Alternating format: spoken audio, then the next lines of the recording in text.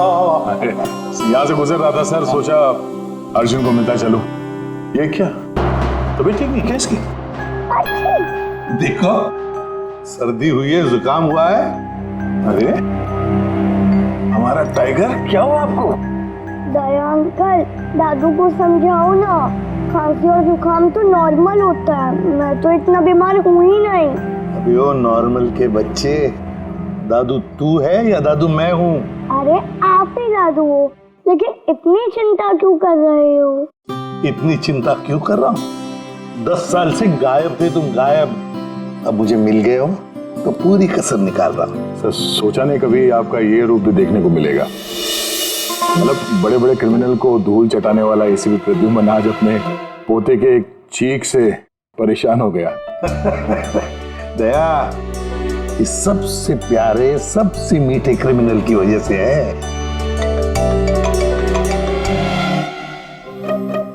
क्या हुआ, फोन कहाँ है? अर्जुन बेटा, लगता है आपके फोन में ना मेरा एक कॉल आ रहा है ना? तो मैं वो कॉल रिसीव कर लूं? पहले चॉकलेट दो। अरे आज तो मैं ऐसे ही आ गया था, अगली बार मैं चॉकलेट लेके आऊंगा। ओके।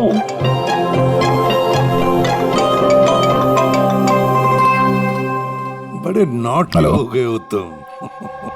क्या? कहाँ पे? ठीक है, हम लोग अभी पहुंचते वहां। क्या हुआ? सर वो हेमसुगा के जंगल में एक लाश दफन मिली है कुछ लोगों को।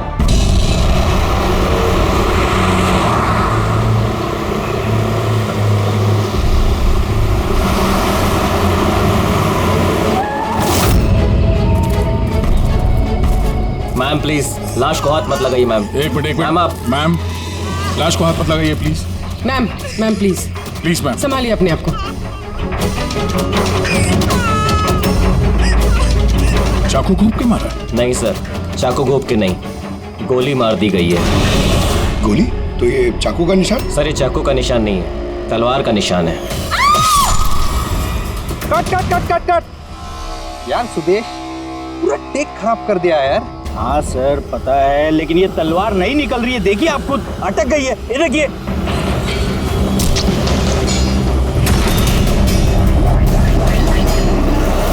तलवार पे खून कैसा है?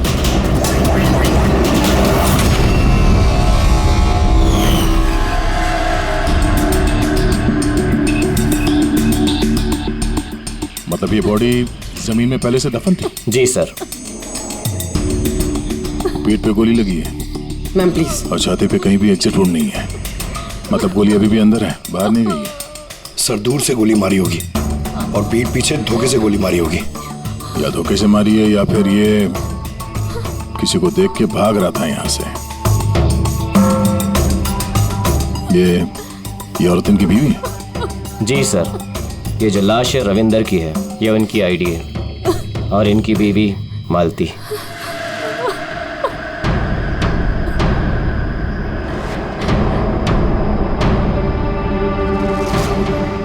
हाथ में घड़ी है, वॉलेट है, मतलब चोरी करने के लिए खून नहीं किया। एक काम करो, ये आसपास जरा तलाशी लो, देखो कुछ मिलता है क्या। राइट सर, चलो।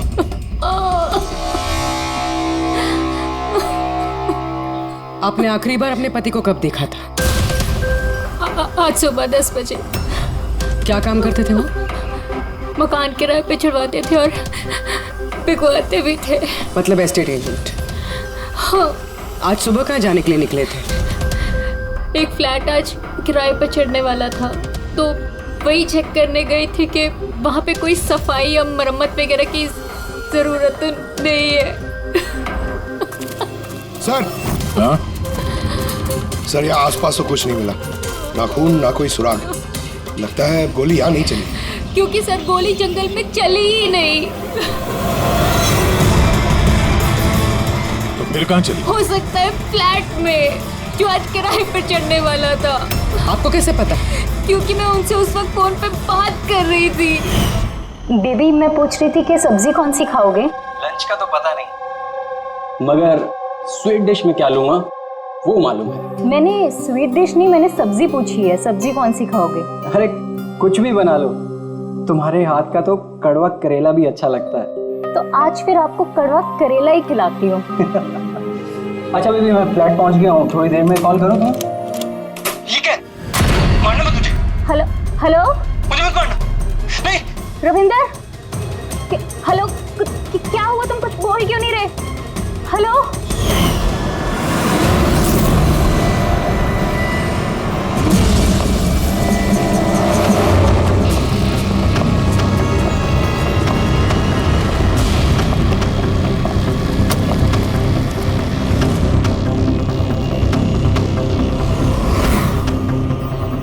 इतना सारा खून? सर यानी मालती ठीक कह रही थी, रविंद्र का खून यही हुआ है और फिर उसे यहाँ से जंगल ले जाया गया और दफना दिया। लाश को अगर यहाँ से ले जाया गया था तो फिर किसी ने देखा कैसे नहीं? पंकज, जरा वॉचमैन को बुलाओ।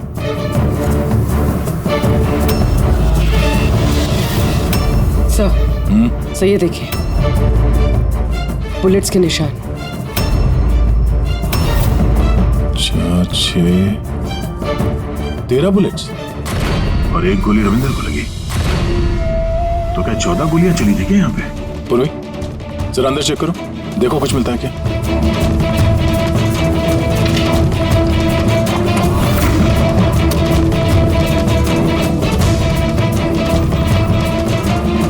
सर, ये खून?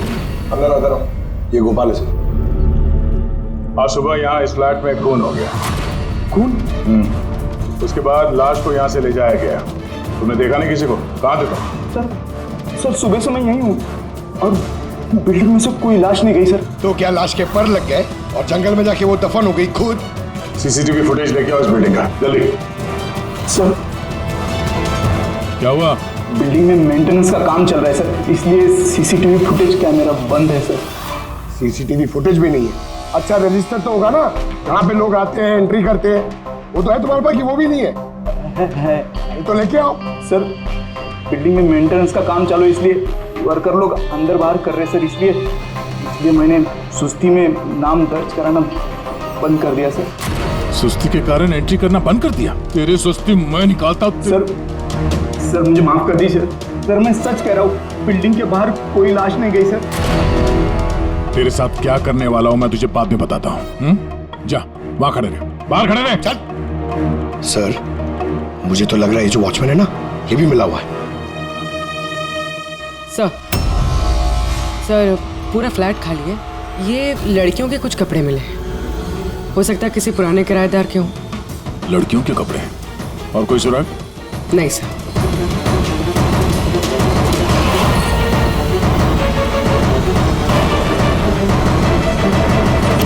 लॉक एकदम सही सलामत है, टूटा हुआ नहीं है, कोई फोर्स्ड एंट्री नहीं है। सर अगर ये पता चल जाए कि ये फ्लैट की चाबी किस किस के पास हो सकती है तो मुजरिम तक पहुंचना आसान हो सकता है। फ्लैट की चाबी मकान के मालिक के पास होगी या फिर किसी पुराने किराएदार के पास या फिर किसी ऐसे आदमी के पास जिसने इस फ्लैट की डुप्लीकेट चाबी बना ली हो। पूर्वी, इस मालती से पता करो कि यहाँ इस फ्लैट में पुराने कौन कौन किराएदार थे। साड़की, तेरे कहने के मुताबिक रविंद्र पर जो गोली चली वो फ्लैट में नहीं चली? हाँ बस मैं यही कह रहा हूँ। अरे गोली उस फ्लैट में नहीं चली तो फिर कहाँ चली? उसकी वाइफ ने हमें उसी फ्लैट के बारे में बताया और वहाँ इतना सारा खून मिला हमें। दया, दरअसल जो खून फ्लैट में मिला है वो खून रविंदर का है ही नहीं। रविंद्र का नहीं तो फिर किसका खून है सर? मेरे ख्याल से ये पता लगाना तो आप लोगों का काम है। यानी एक और लाश ढूंढनी पड़ेगी। एक नहीं अभिजीत, 4 लाशें। क्राइम सीन पे जो खून मिला है वो 4 अलग अलग लोगों का खून है। 4 अलग अलग लोगों का खून, लेकिन उनमें से कोई भी खून रविंद्र का नहीं है। मतलब 5 खून हुए। हाँ फ्रेडी, 5 लोगों का तो हो सकता है कि जब ये खून खराबा हो रहा था उस फ्लैट में तो रविंद्र वहां पर पहुंच गया और उसने ये सब कुछ देख लिया। हाँ सर, गलत वक्त पे गलत जगह पे पहुंच गया वो और खूनी के हाथों मारा गया वहां। सर फिर तो वो बाकी की 4 लाशें भी खूनी ने जंगल में दफनाई होगी। मगर 4 लाशें बिल्डिंग से कौन लेके गया होगा और कैसे? किसी ने तो देखा होगा। सर, सर मालती ने मुझे किराएदार की डिटेल्स दी। ये फ्लैट 3 साल पहले ही किराए पे चढ़ा था और अब तक सिर्फ 2 लोग रह चुके हैं वहाँ पे। एक है कबीर, जो 1 साल पहले वहां रह रहा था। हाँ सर, रिटायरमेंट के बाद कबीर जी वहाँ अकेले रहते थे और फिर अमेरिका शिफ्ट हो गए अपनी बेटी के पास। और दूसरा है आकाश। 3 महीने में उसे फ्लैट से निकाल दिया गया। आसपास वालों की काफी कंप्लेंट्स थी उसके खिलाफ, क्योंकि वो एक शराबी था। तो इन दोनों के पास फ्लैट की चाबी हो सकती है और फ्लैट के मालिक के पास। फ्लैट का मालिक कौन है? सर मालिक ऑस्ट्रेलिया में रहता है और 3 साल से इंडिया नहीं आया। ये रविंद्र जी उनके अकाउंट में किराए का पैसा डायरेक्ट ट्रांसफर करते थे। तो फिर मुझे ये आकाश ही गड़बड़ लग रहा है। आकाश, मम्मी सोने दो ना। नशे से बाहर आ। मैं मम्मी दिखता हूँ देखो, CID ऑफिसर हूँ मैं। अरे वाह, बारिश हो रही है। Where is my umbrella? खड़ा करो उसे, खड़ा करो। Where is my umbrella? उठो, चल इधर। आकाश, आकाश जी उठिए, CID वाले आए हैं आपसे पूछताछ करने। Good morning. Good morning, good morning. बात सारी है, इसको इलायची खिलाओ। मुझे मालूम था CID वाले एक दिन आएंगे मेरे पास। मालूम था मतलब? रविंदर के खून में तेरा हाथ है? हाँ? रविंदर? हाँ? कौन रविंदर? मैं किसी रविंदर को नहीं जानता। तू रविंदर को नहीं जानता? तो फिर ये क्यों बोला कि तुझे पता था कि CID यहाँ पे आने वाली है? क्योंकि मुझे भी CID बनना है, देश की सेवा करना है। लेफ्ट। आकाश, केशव बिल्डिंग, फ्लैट नंबर 105, वहाँ रहते थे ना तुम? रहता था, लेकिन उन लोगों ने मुझे लात मार के भगा दिया। मेरे पूरे कपड़े भी नहीं दिए। I have only this shirt. I'm very poor. शादी हो गई तेरी? नहीं। नहीं? गर्लफ्रेंड है? गर्लफ्रेंड है। वो मेरी। लेकिन ये आप क्यों पूछ रहे हो? This is personal. क्योंकि केशव बिल्डिंग के उसी फ्लैट के कबर्ड में हमें लड़कियों के कपड़े मिले, शायद तुम्हारी गर्लफ्रेंड के। हैं? लड़की मेरे फ्लैट में कभी नहीं आई, कभी नहीं। I am very truly gentleman, white collar. Sir, ये कबीर जी सर, वो भी अकेले रहते थे और इसके जाने के बाद वहां कोई रहा ही नहीं। रहता कैसे नहीं था? जब मैं अपना बाकी का सामान लेने गया था ना, तो वहाँ 2 लड़कियां थी। ये लो अपना सामान और निकलो यहाँ से। क्यों मालती? झूठ क्यों कहा हमसे कि उस फ्लैट में सिर्फ 2 ही किराएदार रहते थे? एक तरफ आप अपने पति के खूनी को फांसी पे चढ़वाने की बात करती हो, झूठ बोल के हमें गुमराह किया आपने, क्यों? नाटक करिए सर, इसी ने अपने पति को मारा और अभी हमारे सामने खड़े होकर आंसू आ रही है। सर मुझे इसके साथ 2 मिनट दीजिए सर, देखिए सच कैसे बोलती है। ये क्या कह रही हैं आप? इनके बारे में ऐसे कैसे कह सकती हैं? आप CID वाले इतने पत्थर दिल कैसे हो सकते हैं? किसी का दर्द समझने के बजाय आप उन्हें टॉर्चर कर रहे हैं, उन्हें तकलीफ पहुंचा रहे हैं। अच्छा, आप दोनों को बड़ी फिक्र हो रही है। आपकी तारीफ। मैं मालती की छोटी बहन रजनी हूँ और ये मेरे हस्बैंड है। तो फिर रजनी जी, आप सभी ध्यान से सुन लीजिए। अगर मालती ने हमसे कुछ भी झूठ कहा ना, तो ये जेल जाएगी, जेल।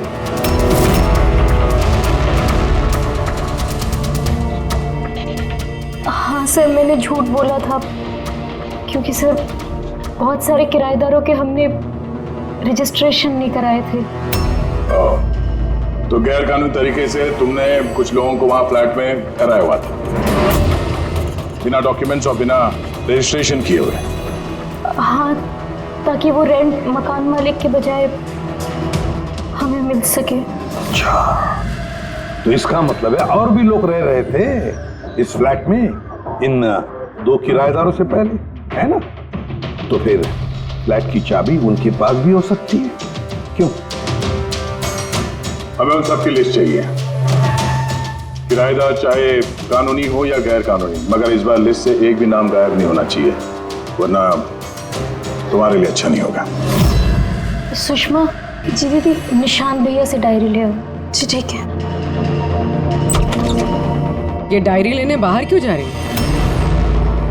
वो किराएदारों की लिस्ट वाली डायरी रविंदर ने हमारे पड़ोसी के यहाँ रखवाई थी। वाह, ताकि अगर कोई आपके इस घर की तलाशी ले तो आपकी पोल नहीं खुलेगी। रजनी जी, आपकी बहन बड़ी होशियार है, क्यों?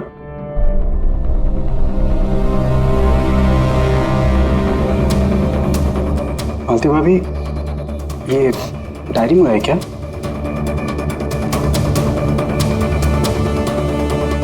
भाभी, सब ठीक है ना?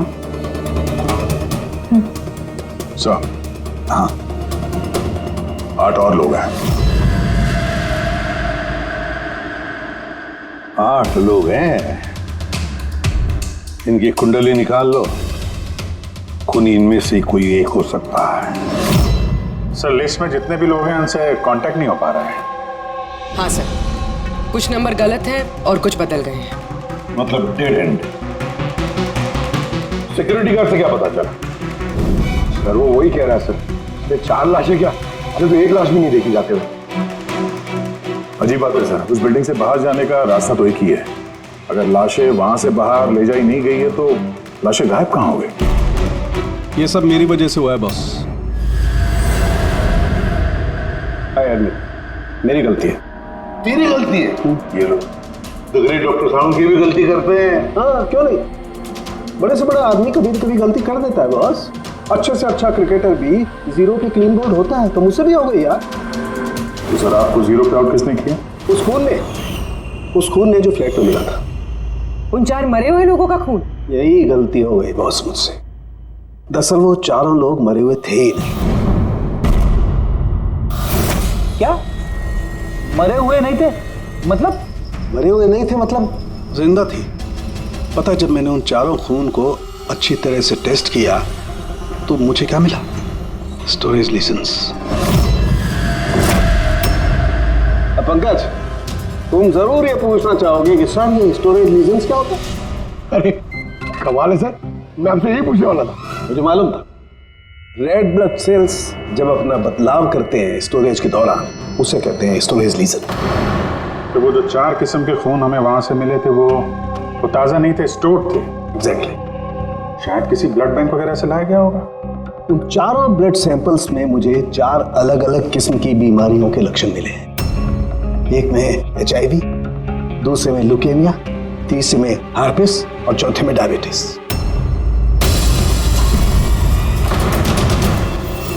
कंटामिनेटेड खून? मतलब ये 4 खून के सैंपल किसी ऐसी जगह से लाए गए हैं जहां पे बीमारी वाला खून स्टोर होता है सर? हाँ, कंटामिनेटेड खून।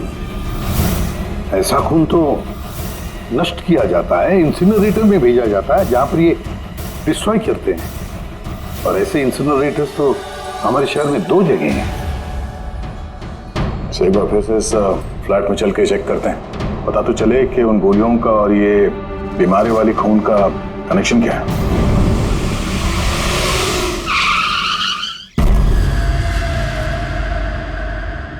केस तो कुछ ज्यादा ही उलझता जा रहा है। अगर यहाँ इस फ्लैट में किसी को नहीं मारा गया था तो इतना सारा खून यहाँ जमीन पे क्यों पड़ा हुआ है और दीवार पे ये गोलियां क्यों चलाई हैं? हाँ? सर जो गोलियों के निशान है वो सिर्फ इस दीवार पर है, इसका क्या मतलब है? इसका मतलब गोली चलाने वाला यहाँ खड़ा था, यहाँ से उसने गोली चलाई। मगर सर, इस इन्फेक्टेड खून का क्या कनेक्शन हो सकता है इस केस से? और सर खून सिर्फ फ्लोर पर है, ना यहाँ पर है, ना इस पर है, ना दीवारों पे। इसका क्या मतलब है? एक और बात, हमें इस घर से गोलियां नहीं मिली, मिले हैं तो सिर्फ गोलियों के निशान। इसका मतलब है कि मुजरिम ने यहाँ इसको कमरे को साफ करने की कोशिश की है मगर पूरी तरह साफ नहीं कर पाया, उससे पहले उसे जाना पड़ा। क्यों? एक काम करो, स्प्रे लेके आओ। दीवार पे स्प्रे मारो, पता तो चले कि यहाँ पे है क्या।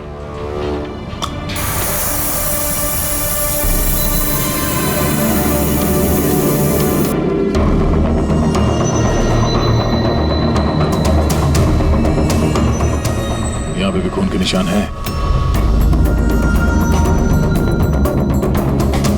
नीचे तक है ये तो, सिवाय इस जगह के। सर ये देखिए, गोलियां यहां लगी हुई हैं, लेकिन गोली का निशान यहां पर नहीं है।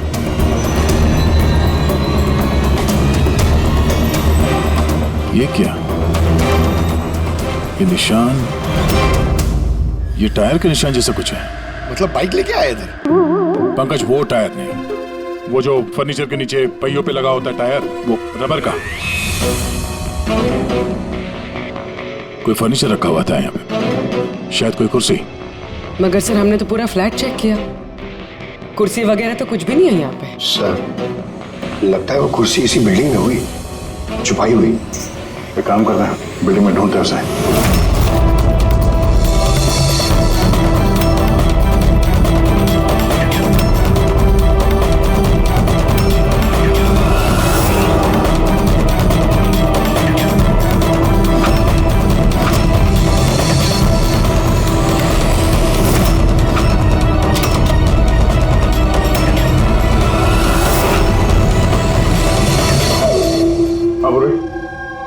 मिल गई कुर्सी।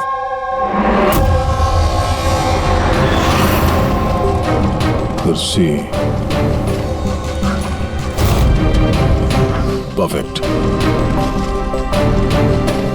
सर ये कुर्सी के साथ ये सब भी मिला है। क्या ये बोलो? ये अब समझ आ गई सर पूरी पहेली।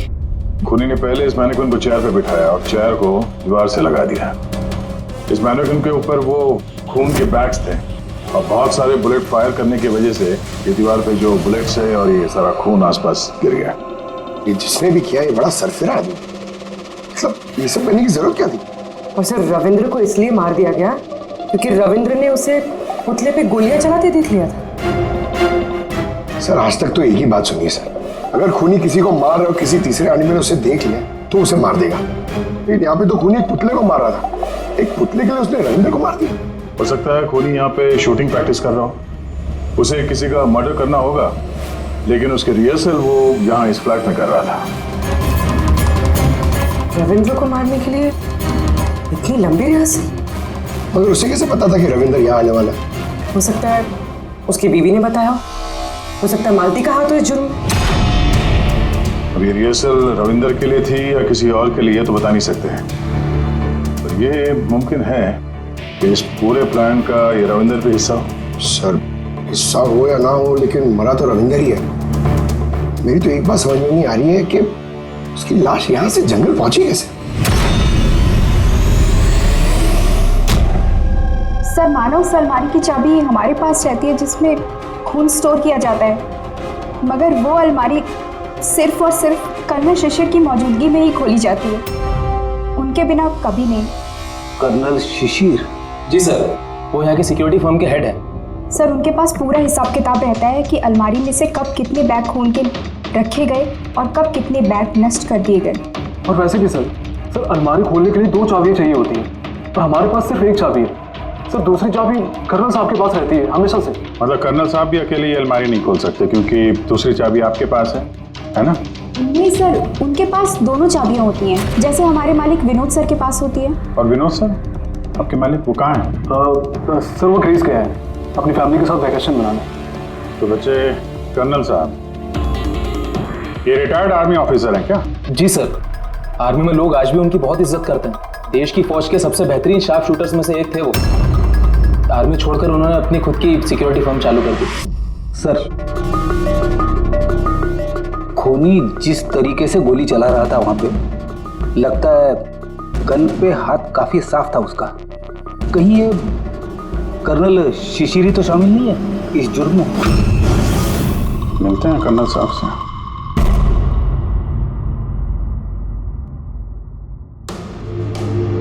पंकज एक बात बताओ, अगर तुम्हें किसी पे गोली चलाने की प्रैक्टिस करनी है तो वो कैसे करोगे? और फायरिंग रेंज जाऊंगा और प्रैक्टिस करूंगा सर। एग्जैक्टली, मैं भी वही करूंगा। कोई भी नॉर्मल इंसान यही करेगा, फायरिंग रेंज पे जाएगा और ताकत प्रैक्टिस करेगा। लेकिन खूनी ने रिहर्सल करने के लिए इतना झमेला क्यों उठाया? हाँ सर, पहले इस फ्लैट में चोरों की तरह घुसना, फिर मैनिक्विन को यहाँ बिठाना, खून के बैग चुराना, सिर्फ प्रैक्टिस के लिए। और रविंदर सिर्फ इसलिए मारा गया क्योंकि उसने उसे प्रैक्टिस करते हुए देख लिया था कि खूनी कुछ बहुत बड़ा करने वाला है।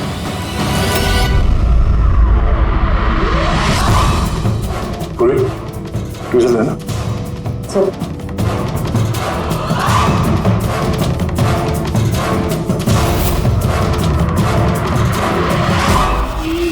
राइफल की गोली? ओह, इसका मतलब है गोली चलाने की प्रैक्टिस कोई यहाँ फ्लैट के अंदर से नहीं कर रहा था, कोई दूर बैठ के प्रैक्टिस कर रहा था राइफल की गोली से।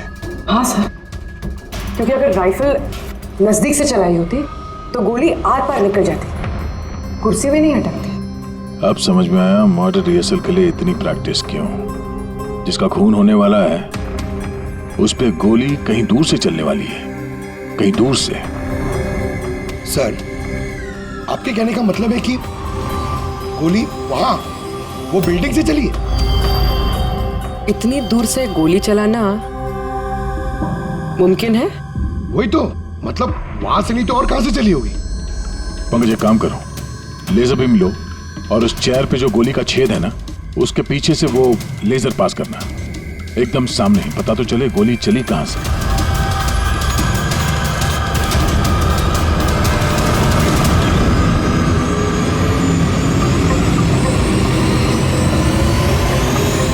बिलबोर्ड? कोई बिलबोर्ड से गोली कैसे चला सकता है, वो भी सड़क के बीचों बीच? कमाल है, सीआईडी वाले मेरे घर पे पहली बार आए हैं, वो भी मेरे आर्मी के दिनों की तारीफ करने नहीं बल्कि खून के लिए मुझ पे इल्जाम लगाते। इल्जाम नहीं लगा रहे हैं, सिर्फ अपनी ड्यूटी कर रहे हैं, और ड्यूटी की अहमियत आप जैसे फौजी से बेहतर कौन समझ सकता है। तो आपको ये भी पता होगा अभिजीत बाबू कि आपके और मेरे जैसे सिपाही देश की रक्षा करते वक्त अपनी जान दे देते हैं, लेकिन अपने देश से और अपने काम से कभी गद्दारी नहीं करते हैं। देखिए, ना तो मैंने उस खून की चोरी की है और ना ही मैंने किसी का खून किया है। वैसे अपने फौज के दिनों में आपने बॉर्डर पे तो कई दुश्मनों को मारा होगा। दुश्मनों की जान लेने में और मासूमों की जान लेने में जमीन आसमान का फर्क होता है, और आपने भी तो कई गुनहगारों को मारा होगा अपनी ड्यूटी के दौरान। क्यों, ये फर्क समझ नहीं आता आपको?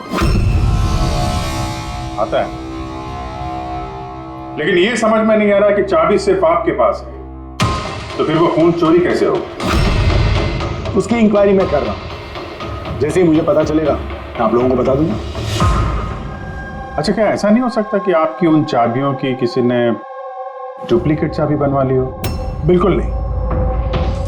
अनुशासन समझते हैं आप, डिसिप्लिन।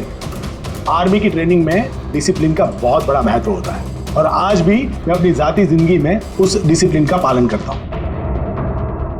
ये चाबी मुझसे 1 मिनट भी दूर नहीं होती, इसलिए असल जिंदगी में तो क्या, ख्वाब में भी कोई इसका डुप्लीकेट नहीं बनवा सकता। ठीक है, आपका स्टेटमेंट तो सुन लिया, लेकिन अभी तक ऐसा कोई सबूत नहीं मिला जिससे आप पूरी तरह निर्दोष साबित हो सके। इसलिए जब तक ये केस सॉल्व नहीं होता, यहाँ आना जाना लगा रहेगा।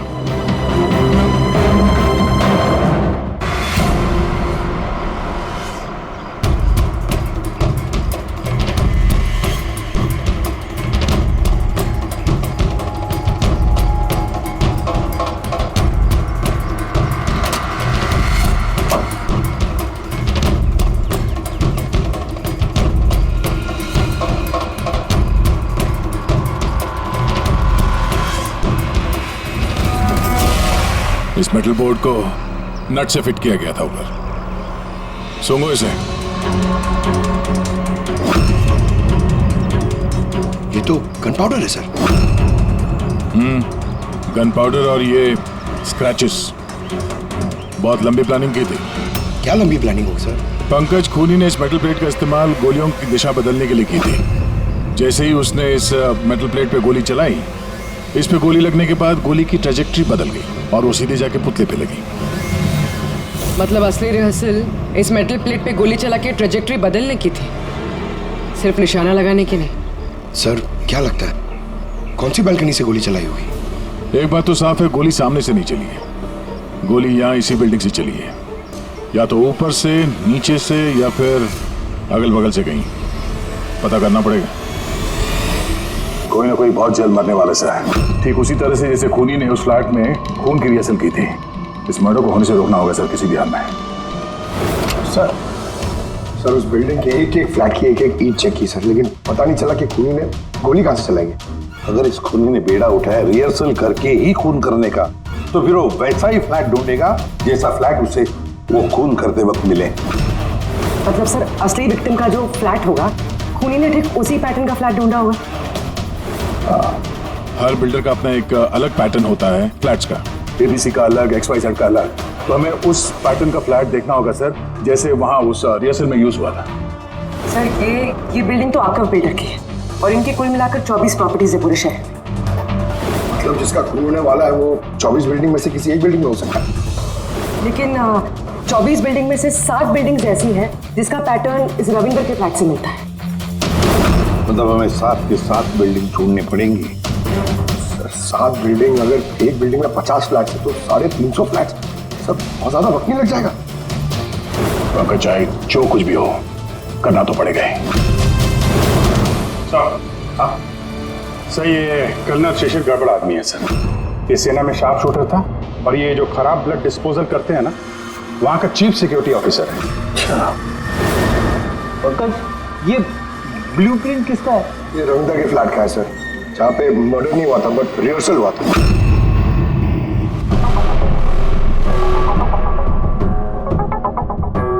ये तो कर्नल शिशिर के फ्लैट जैसा है सर।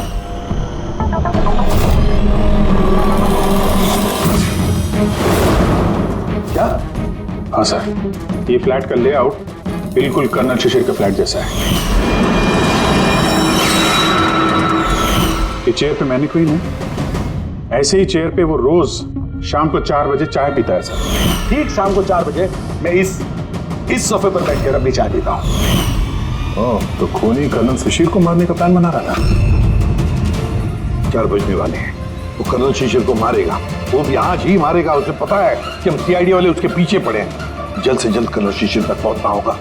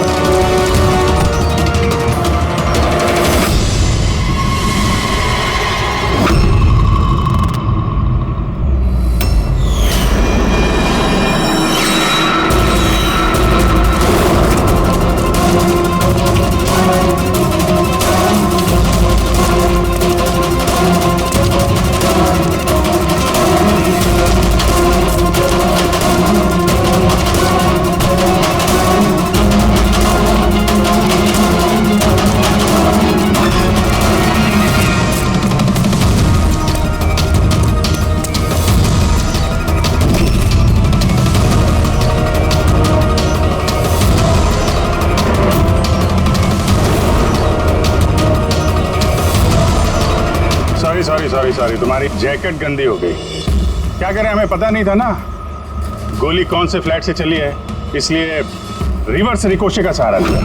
और उस फ्लैट में जिस दिशा से गोली आई उसी दिशा में हमने गोली चलाई और देखो खून भरी गोली ने तुम्हारा पता बता दिया।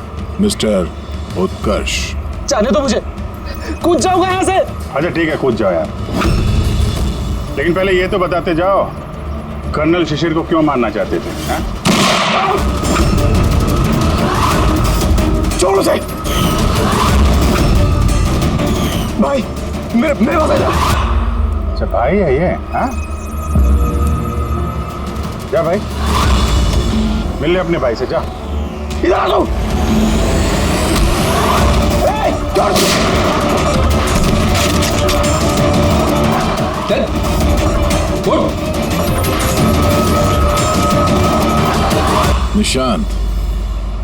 निशांत और उत्कर्ष, तुम दोनों भाई हो।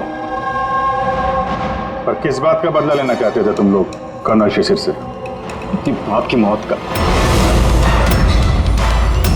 इस आदमी ने हम दोनों के सामने हमारे बाप की जान ली। तुम दोनों दीपक के बच्चे हो? मैं आज भी नहीं भूल सकता, जिंदगी में पहली बार ट्रिगर पे उंगली रखते वक्त मेरे हाथ कांपे थे, क्योंकि मैं दो मासूम बच्चों के सामने उनके बाप को नहीं मारना चाहता था। दीपक एक आतंकवादी था और अगर मैं उसे नहीं मारता तो उसने जो बम रखा था शहर में, उससे कई मासूम लोग मारे जाते। मर जाते तो मर जाते, कम से कम हमसे हमारा बचपन तो नहीं छीनता। कितना प्यार करते थे हम अपने पापा से। ने उसी दिन कसम खा ली थी कि इस आदमी को हम वैसे ही मारेंगे, वैसे ही राइफल से। इसलिए मैंने पता लगाया कि तुम कहाँ काम करते हो और फिर उसी कंपनी में नौकरी करती। तुम्हारे घर का एड्रेस भी पता लग गया और फिर किसी ना किसी बहाने तुम्हारे घर आकर मुझे तुम्हारा डेली रूटीन पता लग गया। और उसके बाद मैंने एक ऐसे फ्लैट की तलाश शुरू कर दी जिसका डिजाइन और लेआउट बिल्कुल उसके फ्लैट जैसा हो। जैसे ही मुझे रविंदर का फ्लैट मिला, मैं उसके पड़ोस में शिफ्ट हो गया। मैंने उससे दोस्ती कर ली और दोस्ती के बहाने उसके घर आते जाते उसके घर की डुप्लीकेट चाबी बनवा ली तुमने? हाँ? और फिर मैंने उस खून वाली अलमारी की भी डुप्लीकेट चाबी बनवा ली, कंपनी के मालिक की चाबी की मदद से, उनके ग्रीस जाने से पहले। जब रविंद्र फ्लैट में आया तब क्या हुआ? उसने मैं मर्डर का रिहर्सल करते हुए देख लिया। अगर मुझे नहीं मारते तो हमारा पूरा प्लान चौपट हो जाता। और फिर निशांत उसे घर के बाहर लेकर गए। सुन, ज्यादा होशियारी की ना तो वहीं गोली दाग दूंगा। चल। और मैं पीछे घर के अंदर ही रुक गया साफ सफाई करने के लिए। उसके बाद निशांत रविंदर को जंगल लेके गया और वहीं पे मार डाला और उसकी लाश भी वहीं दफना दी जंगल में। हाँ, अगर वो बेवकूफ लोग वहां फिल्म की शूटिंग नहीं कर रहे होते तो तुम लोग को ये लाश मिलती भी नहीं। भूल गए तुम कि कोई भी गलत काम, कोई भी जुर्म छुप कर नहीं रह सकता, सामने आता ही है। एक बात बताओ उत्कर्ष, फ्लैट की साफ सफाई करने के बाद भी वहां पर खून कैसे मिला? क्योंकि इससे पहले मैं पूरी सफाई करता आप लोग वहां पर आ गए। मैं दीवार से गोली निकाली, उसके ऊपर का खून साफ करा, टेरेस पर कुर्सी और मैनिक्विन रखकर वापस आ ही रहा था कि वहां आप लोग आ गए। अब जेल की सलाखों के पीछे बैठकर बदले की आग में क्या खोया क्या पाया, ये सोचते बैठना, कानून तुम्हें कड़ी से कड़ी सजा देगा।